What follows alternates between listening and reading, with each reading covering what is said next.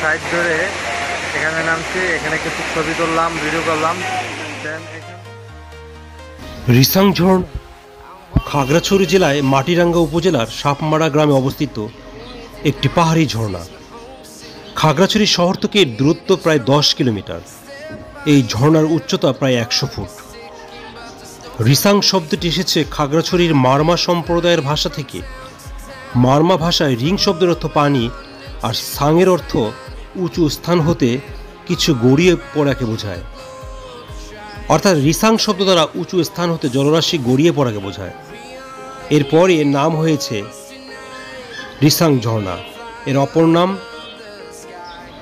তেরাং তৈকালাই।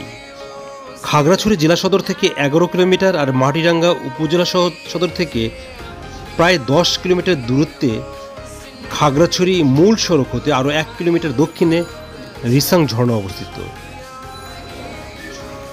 মূল সড়ক থেকে পাহাড়ি পথ পাড়ি দিয়ে ঝর্ণার পথে 235 ধাপের সিঁড়ি দিয়ে নামতে হবে।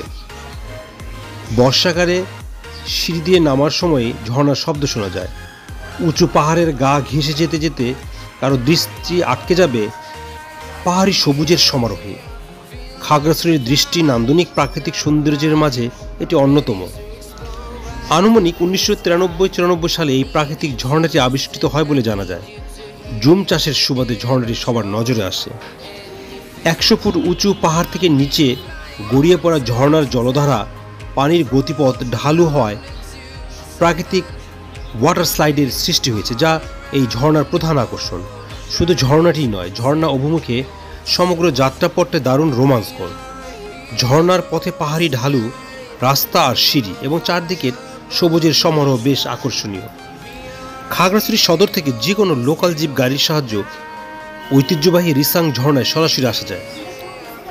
বর্তমানে পর্যটকদের আরও দারুণ ভ্রমণ উপভোগ করার লক্ষ্য মেইন রোড থেকে নতুন রাস্তা করা হয়েছে, যার ফলে আগের থেকে বর্তমানে যাতায়াত আরও সহজ ও উপভোগ্য করা হয়েছে। এছাড়া এই সকল উন্নয়নের লক্ষ্য বর্তমানে পর্যটকদের কাছে স্বল্প শুভেচ্ছা ফি গ্রহণ করা হয়। আপনার সময় এবং সুযোগ পেলে এই দৃষ্টিনন্দন সুন্দর ঝর্ণাটি ঘুরে দেখবেন। আপনারা ভিডিওতে রিসাং ঝর্ণা দেখছেন। এটি খাগড়াছড়িতে অবস্থিত। সময় এবং সুযোগ পেলে এই ঝর্ণা ঘুরে দেখতে ভুল করবেন না। এক্সপ্লোর বিউটি বাংলাদেশ বাংলাদেশের আনাচে কানাচে ছড়িয়ে থাকা সৌন্দর্য আপনাদের সামনে তুলে ধরে। দেখা হবে নতুন জায়গায়। আল্লাহ হাফেজ।